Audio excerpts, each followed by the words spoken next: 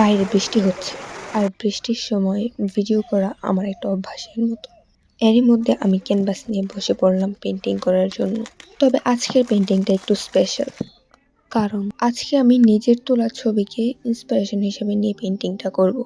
Pinterest থেকে ছবি খুঁজতে খুঁজতেই আমার 1 ঘন্টার মতো সময় শেষ হয়ে যায়। আমি ভাবলাম আমার তোলা ছবি দিয়ে যদি আমি পেন্টিং করি তাহলে এই সময়টা আর নষ্ট হবে না। তাই আমার তোলা ছবিটাকে আঁকার জন্য জেসু আর ব্রাউন অ্যাক্রিলিক কালার দিয়ে ক্যানভাসটাকে প্রিপেয়ার করে নেব। আকাশ আঁকার জন্য আমি হোয়াইট এবং ব্লু কালার এই দুটাকে ভালোভাবে ব্লেন্ড করে নেব।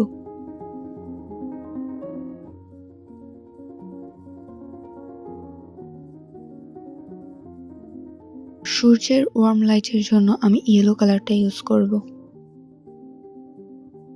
মেঘের মধ্যে আমি হোয়াইট কালার ইউজ করব আর ব্ল্যাক কালার দিয়ে ডিটেলসগুলো করে নেব।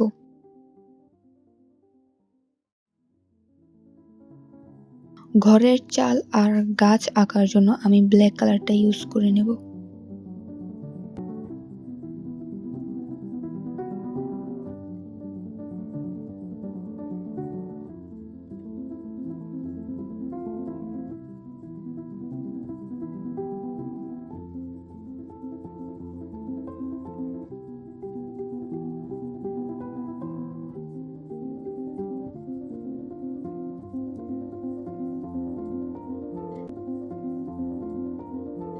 এবার বার্নিশ দেওয়ার পালা।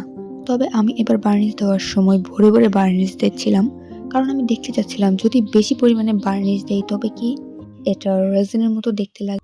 তবে না, আমি ভুল ছিলাম। রেজিনই হয় আর বার্নিশ হয়। পেন্টিংটাও কমপ্লিট হয়ে গেছে। তোমরা ফাইনাল রেজাল্টটা এনজয় করো।